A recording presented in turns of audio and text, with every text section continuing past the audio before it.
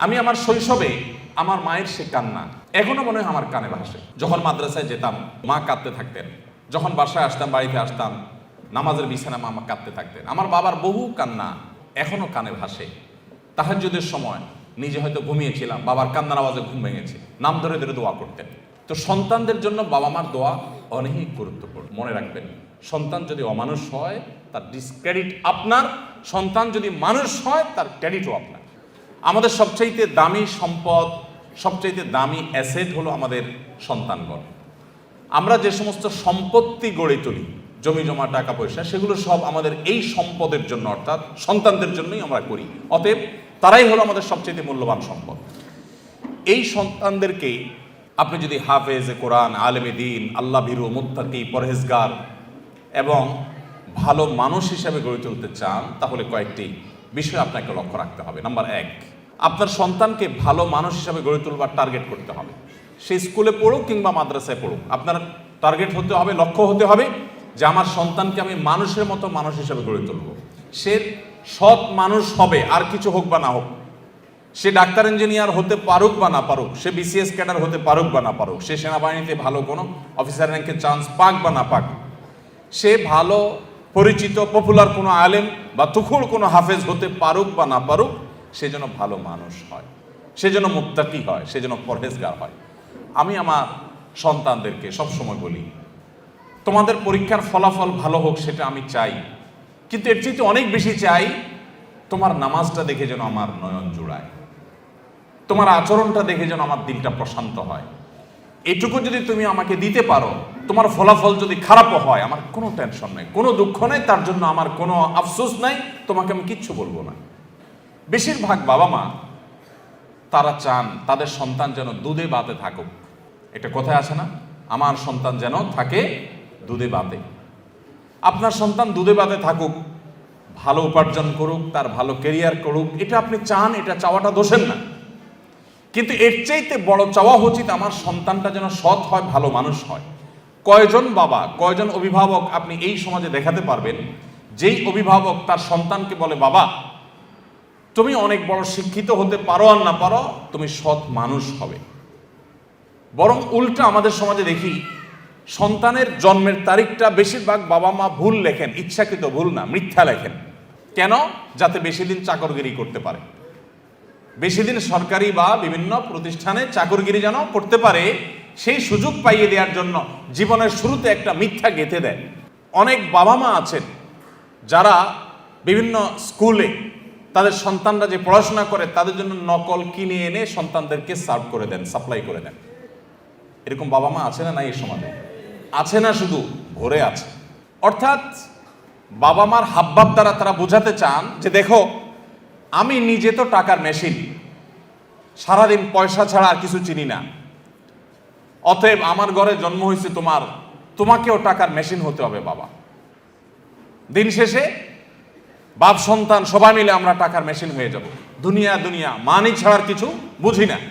আজ শিক্ষিত সন্তান নিয়ে বাবা মা যতটা সুখে আছেন, এই সমাজে এত শিক্ষিত সন্তান না থাকলেও বাবা মারা অনেক বেশি সুখী ছিলেন, সন্তানরা অনেক বেশি সুখী ছিলেন একটা সময়। শুধু পার্থক্য এইটুকু, তাদের মধ্যে নীতিনৈতিকতা ছিল, এখন নীতিনৈতিকতা নাই। আমি শিক্ষার বিরুদ্ধে বলছি না, শিক্ষা তো আমাদের লাগবেই, কিন্তু শিক্ষার পাশাপাশি যদি নীতিনৈতিকতা না থাকে, তো এই শিক্ষা জাতিকে যতটা উপকার করবে তার চেয়ে বেশি ক্ষতিগ্রস্ত করবে। দেশের উন্নতি যতটা করবে, দুর্নীতি তার চেয়ে বেশি করবে।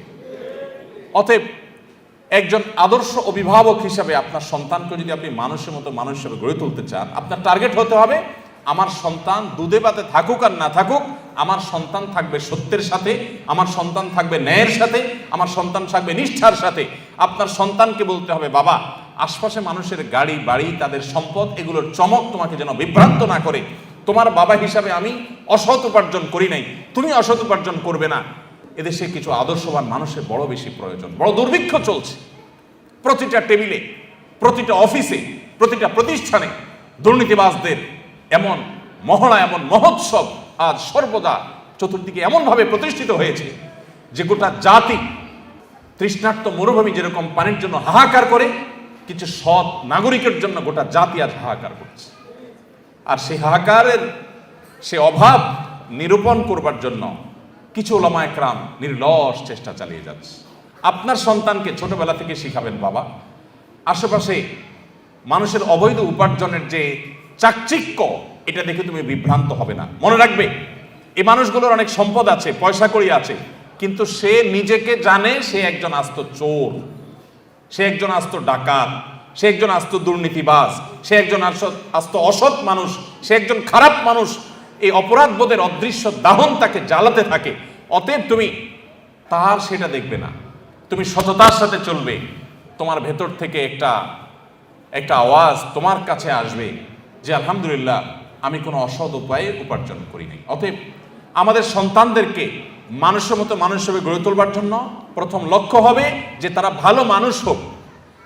আপনার সন্তান পরীক্ষার হলে যাচ্ছে, কয়জন বাবা মা আছেন যে এই কথা বলতে পারেন যে আমার সন্তানকে বলেছি যে বাবা পরীক্ষার হলে গিয়ে কোনো নকল করবে না, অবৈধ উপায়ে তুমি কোনো কিছু আনসার করার চেষ্টা করবে না, খাতায় কিছু লেখার চেষ্টা করবে না, কারোর কাছ থেকে দেখে দেখে লেখার চেষ্টা করবে না, তুমি যা জানো তা লিখবে, তুমি ফলাফল যাই পাও আমরা অ্যাপ্রিসিয়েট করব। কোথায় সে বাবা মা আজ? বরং উল্টা বাবা মা সন্তানকে খোঁচা মেরে চাপ দিয়ে সন্তানকে ডিপ্রেসড করার হাজার নজির আমাদের সামনে আছে যে কেন তুমি পারো নাই, পাশে বাসার ছেলেটা এত ভালো রেজাল্ট করলো, আমি মুখ দেখাতে পারি না, তুমি কেন পারো নাই। এই চাপ দেওয়া মানুষ পাওয়া যায়, কিন্তু সন্তানকে সততার দীক্ষা দেওয়ার মানুষ পাওয়া যায় না।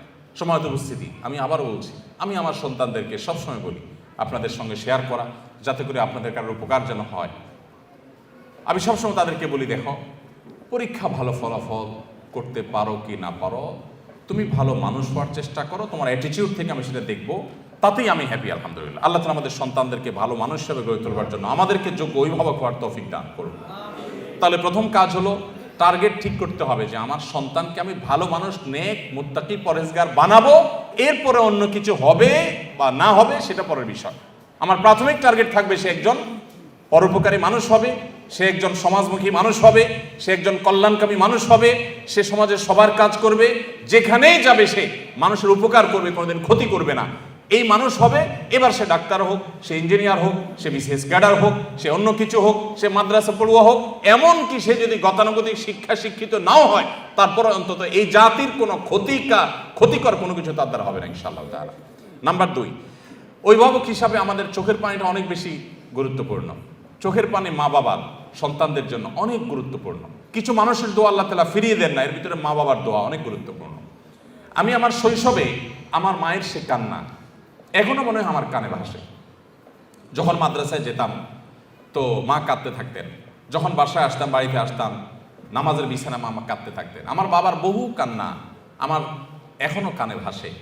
তাহাজ্জুদের সময় নিজে হয়তো ঘুমিয়েছিলাম, বাবার কান্নার আওয়াজে ঘুম ভেঙেছে, নাম ধরে ধরে দোয়া করতেন। তো সন্তানদের জন্য বাবা মার দোয়া অনেক গুরুত্বপূর্ণ। সৈয়দ আবুল হাসান আলী আন-নাদভী রহমতুল্লাহি আলাইহি ভারতবর্ষের অনেক বড় একজন আলেম দ্বীন, মুসলিম বিশ্বের নোবেল খ্যাত কিং ফয়সাল অ্যাওয়ার্ড প্রাপ্ত মানুষদের, বিরল মানুষদের একজন ভারতবর্ষের সৈয়দ আবুল হাসান আলী আন-নাদভী রহমতুল্লাহ আলাইহি মাত্র 17 থেকে 18 বছর বয়সের মধ্যে তার লেখা, মানে এই বয়সের মধ্যে লেখা বই মাজা খাসিরাল আলম মিন হাতাতুল মুসলিমিন গোটা আরব বিশ্বের বিবেককে জাগ্রত করে দিয়েছে, গোটা আরব বিশ্বকে কাঁপিয়ে দিয়েছে। এমন একটি আরব বিশ্বের সমৃদ্ধ লাইব্রেরি পাওয়া অসম্ভব, যে লাইব্রেরিতে সৈয়দ আবুল হাসান রহমতুল্লাহ আলাইহির আরবিতে লেখা এই বইটা না। এই বইয়ের ভূমিকা আমি পড়েছি, উনি নিজে লিখেছেন যে আমি এই বই যখন লিখেছি তখনও পর্যন্ত আমি কোনো আরব দেশে যাই নাই, কোনোদিন হজ ওমরা করি নাই, কোনো অ্যারাবিয়ানের সাথে দেখা হয় নাই। তারপরেও এমন আরবি ভাষায় লিখেছেন যে গোটা আরব বিশ্বের বিশ্ববিদ্যালয়গুলোতে তার সে বই সবচেয়ে বেশি সমাদৃত। এমন বড় প্রতিভাবান, যোগ্যতা সম্পন্ন এত বড় একজন আলেমে দ্বীন, এত বড় একজন মুফাক্কির ইসলাম, তার একটা বই আছে মেরি আম্মা, আমার আম্মা যা, বাংলা অনুবাদ হয়েছে। তিনি এই বইয়ে তার মা সম্পর্কে অনেক কথা লিখেছেন। তার ভিতরে একটা কথা হলো, তিনি বলেন আমার মা সবসময় দোয়া করতেন, আয় আল্লাহ এক সে হাজারোं की जरूरत पूरी फरमा, আয় আল্লাহ এক সে হাজারোं की जरूरत पूरी फरमा। তারে মা আল্লাহ কাছে বলতেন, আল্লাহ আমার এই এক আলিমিয়া, ওকে দিয়ে 1000 আলেম যে কাজ করতে পারে তাকে তার থেকে সেই কাজ আপনি নিয়ে নেন। 1000 আলেম জাতির যে উপকার করতে পারে, মুসলিম মিল্লাতের মানব জাতির যে উপকার করতে পারে, ও একা যেন সেই কাজটা করতে পারে। 1000 মানুষের কাজ তার একা থেকে করার তৌফিক দান করেন। এভাবে দোয়া করতেন। আমার তো মনে হয় হাজার নয় বরং লাখো লাখো আলেমের কাজ আল্লাহ তাআলা তার থেকে নিয়েছেন। তার মা সম্পর্কে আরো অনেকগুলো বিষয় আছে যেগুলো কোট করার মধ্যে আমি সেই দীর্ঘ বক্তব্যে আর যাবো না। আমি শুধু এটুকু বলতে চাই, যারা অভিভাবক আছি আমরা, আমাদের সন্তানদের জন্য চোখের পানি ফেলে দোয়া করি। আমরা সন্তানদের জন্য আমাদের কাছে, হুজুরদের কাছে আপনারা অনেক সময় দোয়া চাইতে আসেন। অনেকে হুজুর দোয়া করবেন, ছেলেটা এসএসসি পরীক্ষা দিচ্ছে, এইচএসসি পরীক্ষা দিচ্ছে, অমুক কলেজের জন্য চান্স পায়, এটা করে সেটা করে চান। এই দোয়াতে কোনো দোষের কিছু নেই। কিন্তু কয়জন অভিভাবক, আমি তো আমার জীবনে একজন অভিভাবককে পাইছি কিনা আমার মনে পড়ে না, থাকতে পারে আমার স্মৃতির বাইরে বা আমার মনে নাই, এরকম আমার সচরাচর মনে পড়ে না যে কোনো অভিভাবক এসে বলেছেন যে হুজুর দোয়া করবেন আমার ছেলেটা যেন মানুষের মতো মানুষ হয়। কিছু আছে বলেন, কিন্তু সে বলাটা গতানুগতিক টাইপ মনে হয়, একান্ত হৃদয়ের আকুতি থেকে যে আমার সন্তানটাকে যেন আল্লাহ রাব্বুল আলামিন এই সমাজে যত ফিতনা আছে, যুব সমাজকে ধ্বংস করবার জন্য যত আয়োজন আছে, এই আগুনের আঁচ থেকে বাঁচিয়ে যেন মানুষ বানান। কয়জন বাবা মা দোয়া চান? অতএব আদর্শ অভিভাবক হওয়ার জন্য সন্তানের জন্য চোখের পানি অনেক বেশি দরকার, দোয়া অনেক বেশি দরকার। আল্লাহ তাআলা আমাদেরকে সেটাও করার তৌফিক দান করুন। নাম্বার 3, একটা কথা আমাদেরকে মনে রাখতে হবে, মানুষের প্রকৃতি, বিশেষ করে শিশুদের প্রকৃতি আরো বেশি যে তারা যত বেশি শুনে শিখে তার চাইতে দেখে শিখে বেশি। তারা যতটা শুনে শিখে তার চাইতে দেখে বেশি শিখে। এটা মানবীয় প্রকৃতি, বাচ্চাদের মধ্যে এটা আরো বেশি। আপনি বাচ্চাকে সারাদিন বলবেন বাবা মিথ্যা বলে না, এটা যতটা বাচ্চার জন্য কার্যকর হবে, আপনি নিজে বিভিন্ন পর্যায়ে মিথ্যা বলার প্রয়োজন আছে বা সুযোগ আছে সেই জায়গাগুলোতে মিথ্যা অ্যাভয়েড করবেন। আপনার এই আদর্শটা বাচ্চাকে অনেক বেশি শিক্ষিত করবে যে মিথ্যা বলা যায় না, সে বলবে না। আপনি বাচ্চাকে মুখে বলবেন বাবা মোবাইল টিপে না, আর আপনি সারাক্ষণ নিজে মোবাইল হাতাবেন, তাহলে আপনার বাচ্চা কোনোদিন এই নেশা থেকে মুক্ত হতে পারবে না। আপনি তাকে বাঁচাতে চাইলে আপনি নিজেকে নিয়ন্ত্রণ করা শিখতে হবে। আর কিছু না হোক অন্তত সন্তানের দিকে তাকায় হলো আমাদেরকে মানুষ হতে হবে।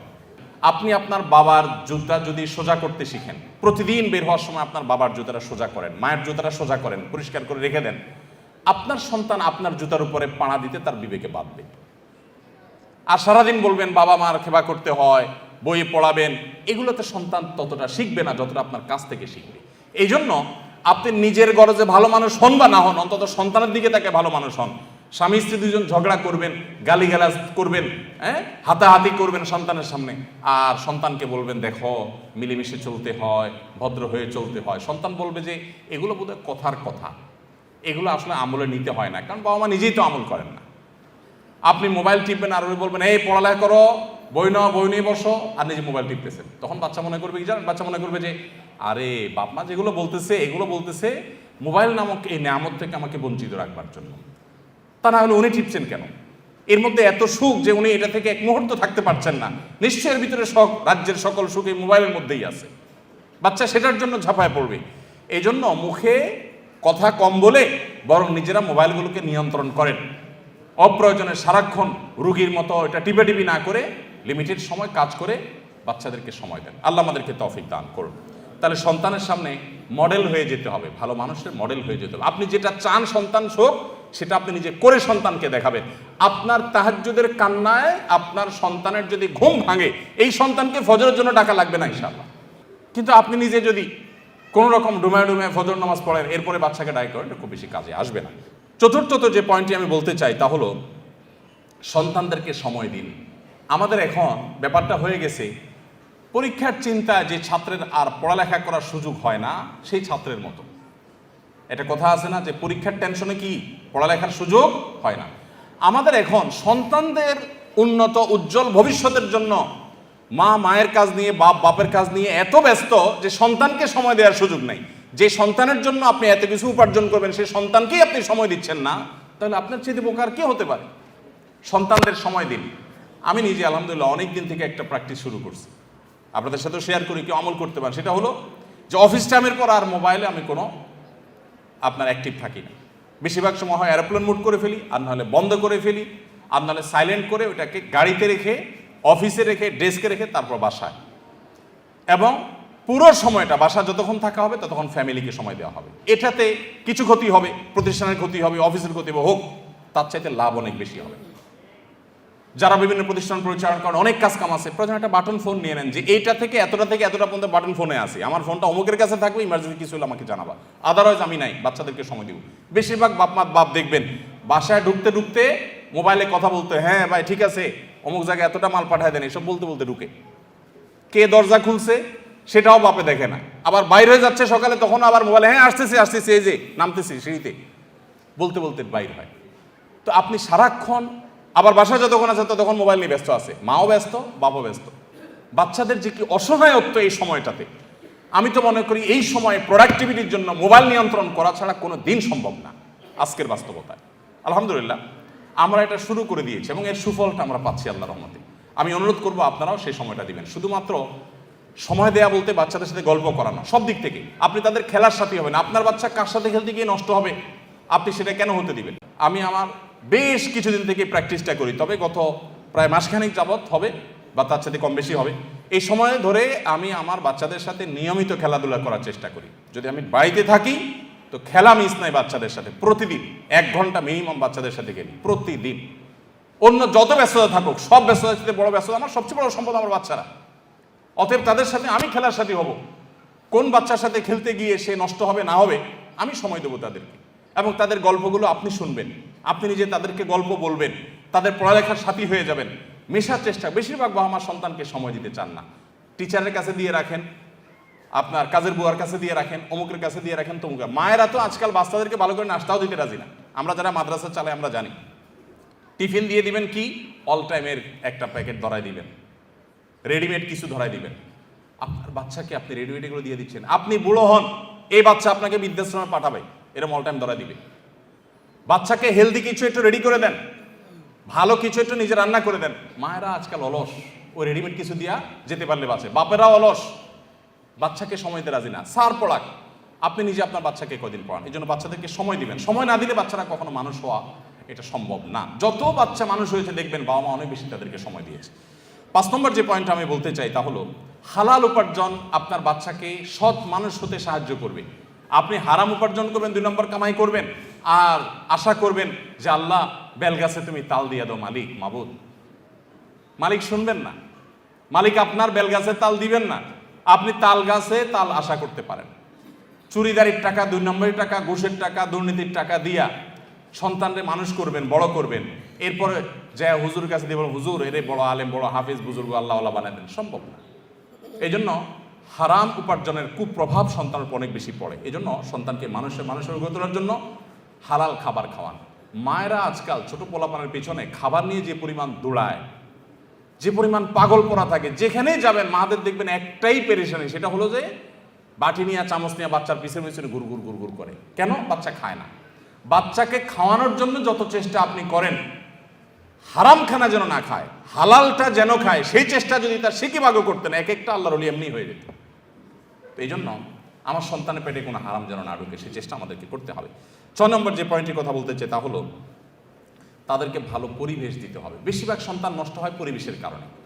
সেই পরিবেশটা শিক্ষা প্রতিষ্ঠান হতে পারে। যে শিক্ষা প্রতিষ্ঠানে বাচ্চা ভালো, আমি আমার বাচ্চাকে মনিটর করব যে বাচ্চার প্রোগ্রেস কি, সে সেখান থেকে ভালো হচ্ছে না খারাপ হচ্ছে, তাকে ভালো পরিবেশ দিতে হবে। যেই প্রতিষ্ঠানে ছেলেরা ভালো, ওস্তাদরা ভালো, শিক্ষকরা ভালো, তাদের আমল ভালো, তরবিয়ত ভালো, এগুলো মনিটর করতে হয়, সেখানে আমার বাচ্চাকে দেব। যে প্রতিষ্ঠানে যায় শিক্ষার সাথে কুশিক্ষা শিখে আসে, সেখানে আমার বাচ্চা দিব না। তাকে ভালো পরিবেশ, কারণ সে নষ্ট হবে ভালো খারাপ পরিবেশে গিয়ে। একটা পচা আলু যদি আপনি 1 বস্তা ভালো আলুর পাশে রেখে দেন, দেখবেন আশপাশে 2টা প্রথম পচবে, এরপরে 4টা পচবে, পচতে পুরো বস্তা পচে শেষ হয়ে যাবে। খারাপ জিনিসের প্রভাব এত বেশি। অতএব আপনার বাচ্চা, আপনি যে ফ্যামিলির সাথে বন্ধুত্ব থাকবে, বন্ডিং থাকবে, আসা যাওয়া থাকবে, আপনি দেখবেন সে ফ্যামিলির বাচ্চাগুলো কি করে। ওইগুলো গেমে আসক্ত, ওইগুলা কার্টুন দেখার রোগী। তো আপনি নিশ্চিত থাকেন আপনার বাচ্চার ভিতরে কুপ্রভাব আসবেই আসবে। আপনি সেই ফ্যামিলি বাচ্চার সাথে মিশবেন যারা এই গেম, কার্টুন আর এই সমস্ত আজেবাজে জিনিসে আসক্ত নয়। আজকাল যত বাচ্চা কাচ্চা আছে দেখবেন বেশিরভাগই আমার কাছে অসুস্থ মনে হয়। অসুস্থ মনে করেন বাসায় কোনো মেহমান আসছে, দেখবেন চিপিচ্চিপোলা পান এরকম ঠুস করে শুধুমাত্র গুলি দেখায়। কারণ সারাদিন সে কার্টুনে কি দেখে, এসব দেখে। সব বাচ্চা দেখবেন, বেশিরভাগ বাচ্চা দেখবেন ক্রেজি হয়ে উঠতেছে, তাই না? খুব জেদি হয়ে উঠতেছে। মা বাবা আবার গর্ব করে বলে বাচ্চাটা অনেক রাগী, মানে মনে হচ্ছে যে উনি অনেক গর্ববোধ করতেছে। এটার কারণে বাচ্চা যে অসুস্থ এটা জানেই না। আমরা আমাদের শৈশবে যেসব বাচ্চা কাচ্চা দেখছি এখনো মনে পড়ে, আমাদের বয়সের যারা আছেন, আরো সিনিয়র যারা আছেন তারা জানেন, বাচ্চা বেশিরভাগ ওই যে ভেদা মাছের মতো ছিল, চুপচাপ থাকে, এরকম বাচ্চাদেরকে বেশিরভাগ দেখা যাইতো। বেশি ক্ষুধা লেগে গেছে, ব্যথা পাইছে, একটু কামতো টানতো। আর এখন পোলাপান 1.5 বছর 1 বছর থেকে পোলাপান দেখা যায় এমন ক্রেজি যে চুন থেকে নুন করছে তো সব ভাঙচুর শুরু করে দেয়, তাই না? কারণ সারাদিন কার্টুনে এবং সারাদিন ভিডিও গেমসে সে ওইগুলোই দেখে, মার কাট ছাড়া আর কিছু নেই। তো বাচ্চার মধ্যে এগুলোর খুব প্রভাব পড়ে। আপনার বাচ্চাকে ভালো মানুষ হিসেবে গড়ে তোলবার জন্য পরিবেশটা অনেক গুরুত্বপূর্ণ, যে সে কোন পরিবেশ পাচ্ছে। এই জন্য আপনি সেই ফ্যামিলির সাথে বন্ধুত্ব করবেন যে ফ্যামিলি বাচ্চা থেকে আপনার বাচ্চা ভালো কিছু শিখবে। আমি ব্যক্তিগতভাবে খুঁজে যদি সেরকম ফ্যামিলি বাইর করি, মাশাআল্লাহ ফ্যামিলি বাচ্চারা খুব ভালো, বাপমাগুলো খুব ভালো, তাহলে তাদের বাসায় যেতে হবে, তাদেরকে বাসায় দাওয়াত দিয়ে আনতে হবে, তাদের সাথে সম্পর্ক তৈরি করতে হবে, তাহলে আমার বাচ্চারা ভালো কিছু শিখবে। এই চেষ্টা আপনার মধ্যে থাকতে হবে, তাদেরকে ভালো পরিবেশ দিতে হবে। 7 নম্বর এবং সর্বশেষ পয়েন্ট যেটি বলতে চাই তা হলো, বাচ্চাদেরকে বিশেষ করে তারা যখন একটু বড় হতে শিখবে, আল্লাহ ভীরু মুত্তাকি পরহেজগারদের সোহবতে, তাদের মজলিসে, তাদের বৈঠকে, তাদের দার্সে, তাদের প্রোগ্রামগুলোতে নিয়ে যাবেন, তাদের সাথে কথা বলাবেন। এগুলোর প্রভাব, ইতিবাচক প্রভাব বাচ্চার মধ্যে পড়ে। আল্লাহ তাআলা আমাদের সবাইকে সুসন্তানের বাবা মা হওয়ার তৌফিক দান করুন। আমাদের সন্তানদেরকে, আমাদের পুরো পরিবারের সমস্ত সদস্যদেরকে আল্লাহ তাআলা মুত্তাকিদের ইমাম হওয়ার তৌফিক দান করুন। আমাদের সন্তানদেরকে আমাদের নয়ন জোড়ানোর মতো সন্তান হওয়ার তৌফিক দান করুন। মা বাবা হিসাবে আমাদেরকে আদর্শ মা বাবা হওয়ার তৌফিক দান করুন। আজ সৎ মানুষের যে দুর্ভিক্ষ চলছে, যে অভাব চলছে, মুত্তাকি পরহেজগার মানুষের যে খরা চলছে, এই খরা কাটাবার জন্য আমাদেরকে সংকল্প করতে হবে, সিরিয়াস হতে হবে, সব দিক থেকে আমাদেরকে নড়ে চড়ে বসতে হবে। আল্লাহ তাআলা আমাদের সবাইকে সেই তৌফিক দান করুন। ভাইরা আমার, সময়ত ভাইরা বোনেরা আমার, যদি আপনার সন্তানকে মানুষের মতো মানুষ হিসেবে গড়ে তুলতে পারেন, আপনার এই পরিবার উপভোগ্য হবে, চরম উপভোগ্য হবে, দুনিয়াটা জান্নাতে পরিণত হবে। যখন আপনার সন্তানটা দেখবেন যে মায়ের সামনে মাথাটা উঁচু করে কথা বলতে লাজ বোধ হয়, লজ্জা বোধ হয়, যখন দেখবেন বাবা কোনো কথা বললে ফিরে আরেকটা কথা বলার মতো সাহস হয় না, এই সন্তানকে এখন ঘরে ঘরে আছে? আরে ঘরে ঘরে তো দেখা দূরের কথা, গোটা সমাজে খুঁজে এরকম একটা সন্তান পাওয়া যায় না। বেশিরভাগ দেখবেন বেয়াদব, উগ্র, উচ্ছৃঙ্খল, এবং কোনো শিক্ষা নাই, নীতি নাই, নৈতিকতা নাই, আদর্শ নাই, নষ্ট এবং নষ্টের ছড়াছড়ি চতুর্দিকে। কোথায় সে সন্তান যে সন্তান মায়ের বাবার আগে হাঁটবে না, যে সন্তান মায়ের আগে কথা বলবে না, বিনয় থাকবে? এরকম সন্তান যদি থাকে, আপনার সন্তান অনেক বড় অফিসার না হোক, আপনার সন্তান অনেক পয়সা কামাই না করুক, অনেক বড় পদের অধিকারী না হোক, আপনার সন্তান যাই হোক না কেন, যদি এরকম সন্তান আপনাকে আল্লাহ তাআলা দেন, তো আপনি দেখবেন আপনার পরিবারটা, আপনার জীবনটা জান্নাতি জীবন হয়ে গেছে। আল্লাহ তাআলা আমাদের সবাইকে, আমাদের সন্তানদেরকে মুত্তাকি পরহেজগার ভালো মানুষ হিসেবে গড়ে তোলবার সংকল্প প্রতিটি ঘরে ঘরে করার তৌফিক দান করুন, এবং তার জন্য যা যা করণীয় আছে সেই করণীয়গুলো আল্লাহ তাআলা আমাদের সবাইকে করার তৌফিক দান করুন। মনে রাখবেন, সন্তান যদি অমানুষ হয় তার ডিসক্রেডিট আপনার, সন্তান যদি মানুষ হয় তার ক্রেডিটও আপনার। সন্তান ভালো কিছু হয়েছে সেটা যেরকম আপনার অর্জন, সন্তান খারাপ কিছু হয়েছে সেটা আপনারই ত্রুটি। অতএব সন্তানের মধ্যে কোনো ত্রুটি দেখলে চিন্তা করতে থাকুন, আমার ঘাপলাটা কোন জায়গায়, আমার ঝামেলাটা কোন জায়গায়, যার কারণে সন্তানের মধ্যে এই খারাপ দিকটা আমি দেখতে পাচ্ছি। আল্লাহ তাআলা আমাদের সবাইকে আদর্শ বাবা মা হওয়ার তৌফিক দান করুন। আমরা যদি আদর্শ বাবা মা হই, তাহলে আমরা আদর্শ জেনারেশন পাবো। আদর্শ জেনারেশন যদি পাই, তো আদর্শ দেশ এবং আদর্শ সমাজ গড়ে উঠবে। আল্লাহ আমাকে, আপনাকে, আমাদের সবাইকে সেগুলো করার তৌফিক দান করুন। জাযাকুমুল্লাহু খাইরা ওয়া আখিরু দাওয়ানা আলহামদুলিল্লাহি রাব্বিল আলামিন। আসসালামু আলাইকুম ওয়া রাহমাতুল্লাহি ওয়া বারাকাতুহু। আস-সুন্নাহ ফাউন্ডেশন, উম্মার স্বার্থে সুন্নাহর সাথে।